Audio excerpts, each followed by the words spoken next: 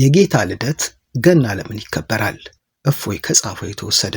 በክርስቲያኖች ዘንድ የሚከበረው ምክንያት በመሰረቱ የእግዚአብሔር ልጅ ኢየሱስ ክርስቶስ ሰው ሆኖ ወደ ዓለም መምጣቱን ለመታሰብና ለማመስገን ነው። መጽሐፍ ቅዱሳዊ መሰረቱ ምን ይመስላል? ሉቃስ 2:10-11 እነሆ ለሕዝብ ሁሉ ታላቅ ደስታ የሆነ ወንጌል አውጃለሁ፣ ዛሬ መድኃኒት የሆነ ክርስቶስ ተወልዶላችኋል ይላል። ዮሐንስ 1:14 ላይ ደግሞ ቃሉም ሥጋ ሆነ በመካከላችን አደረ። እነዚህ ክፍሎች መወለድ የመዳን መጀመሪያ መሆኑን ያሳያሉ። መንፈሳዊ ትርጓሜው ምንድን ነው? የኢየሱስ ክርስቶስ መወለድ ማለት ነው። መዳን ኢየሱስ ሰው ሆኖ መምጣቱ ሰው ከኃጢአት ለመዳን መንገድ ነው። ፍቅርና ትሕትና በበግ በረት መወለዱ የእግዚአብሔር ትሕትናን ያሳያል። ብርሃን ወደ ዓለም፣ ብርሃን በጨለማ ያበራል። ዮሐንስ 1:5 ለምን ይከበራል? እግዚአብሔር ተስፋውን እንደፈጸመ ለመዘከር፣ ሰላምን፣ ፍቅርን፣ ተስፋን ለማክበር፣ እምነትን በጸሎትና በምስጋና ለማድረግ። በልደቱ ስብሐት ለእግዚአብሔር በሰማይ ወሰላም በምድር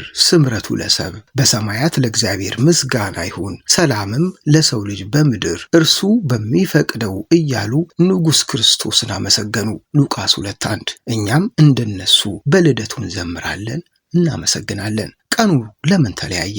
አንዳንድ ቤተክርስቲያናት በታኅሳስ 25 ዲሴምበር 25 ያከብራሉ። የኢትዮጵያ ኦርቶዶክስ ቤተክርስቲያን ግን ገናን በታኅሳስ 29 ወይም በፈረንጆቹ ጥር 7 ታከብራለች። ዋና ጉዳዩ ቀኑ ሳይሆን የተከበረበት መርሁ ነው። የነቢያት ትንቢትና ፍጻሜው ምን ይመስላል? የጌታ ልደት በድንገት የተፈጠረ ነገር አይደለም። በመጽሐፍ ቅዱስ የተነገሩ ትንቢቶች ፍጻሜ ነው። ኢሳይያስ 7:14 ላይ እነሆ ድንግል ትጸንሳለች፣ ወንድ ልጅም ትወልዳለች ተብሎ ተጽፏል። ኢሳይያስ 9:6 ላይ ሕፃን ተወለደልን ልጅም ተሰጠን ይላል። ሚክያስ 5:2 ላይ መድኃኒቱ በቤተልሔም እንደሚወለድ ይገልጻል። ክርስቲያኖች ገና ሲያከብሩ እነዚህን ትንቢቶች እንደተፈጸሙ ይመሰክራሉ። ለሰው ልጆች የሚያመጣው ውጤት ምንድን ነው? የጌታ ልደት መከበር ታሪካዊ ብቻ ሳይሆን የሕይወት ለውጥ ያመጣ ነው። ከፍርሃት ወደ ተስፋ፣ ከኃጢአት ወደ ይቅርታ፣ ከሞት ወደ ሕይወት። ማቴዎስ 1:21 ላይ ሕዝቡን ከኃጢአታቸው ያድናቸዋል ብሎ ተጽፏል። መጀመሪያ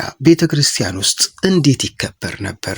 በመጀመሪያ ዘመናት ክርስቲያኖች ልደቱን በጸሎት፣ በጾም፣ በቅዱሳን መዝሙሮች ይዘክሩት ነበር። ይህ ባህላዊ ደስታ ሳይሆን መንፈሳዊ ደስታ ነበረው። የጌታ ልደትና መስቀል ግንኙነቱ ምንድን ነው? ልደት ያለ መስቀል ትርጉም የለውም። መስቀልም ያለ ልደት አይኖርም። ተወለደ ሊሰቀል፣ ሰው ሆነ ሰውን ሊያድን። ፊልጵስዩስ 2:6-8 ይህንን ትሕትና በግልጽ ያሳየናል። ገና ለክርስቲያን ምን ማለት ነው? እግዚአብሔር ከሰው ጋር እንዳለ፣ ተስፋ እንዳለ፣ የሕይወት መንገድ እንዳለ ማቴዎስ 28:20 ላይ እኔ ከእናንተ ጋር ነኝ ተብሎ ተጽፏል። እንግዲህ በኢትዮጵያ ኦርቶዶክስ ተዋሕዶ ቤተክርስቲያን ትምህርት መሰረት የጌታ ልደት ገናን ምን ማለት እንደሆነ በጥልቀት እንመልከት። ተዋሕዶ ትምህርትና የጌታ ልደት። ተዋሕዶ ማለት የእግዚአብሔር ቃል መለኮት ከሰውነት ጋር በአንድነት መተባበር ማለት ነው። በገና የምናከብረው መለኮት ከሰው ጋር መተባበሩ፣ አምላክ ሰው መሆኑ፣ ይህ አንድነት ከማፀን ጀምሮ እስከ ዘላለም መቆየቱ ዮሐንስ 1:14 ይህንን በግልጽ ያስረዳል። ድንግል ማርያም ቦታዋ በገና። በኦርቶዶክስ እምነት ገና ያለ ድንግል ማርያም አይታሰብም። ወላዲት አምላክ ትባላለች። ይህ መወለድ የመዳን በር ነው። ሉቃስ 1:43 የጌታ እናት። የገና ጾም የነቢያት ጾም። በኢትዮጵያ ቤተ ክርስቲያን ገና ከመድረሱ በፊት 43 ቀን ጾም ይጾማል። ይህ ጾም የነቢያት ተስፋ መጠባበቅ፣ ልብን ለማንጻት፣ ለመንፈሳዊ ደስታ መዘጋጀት።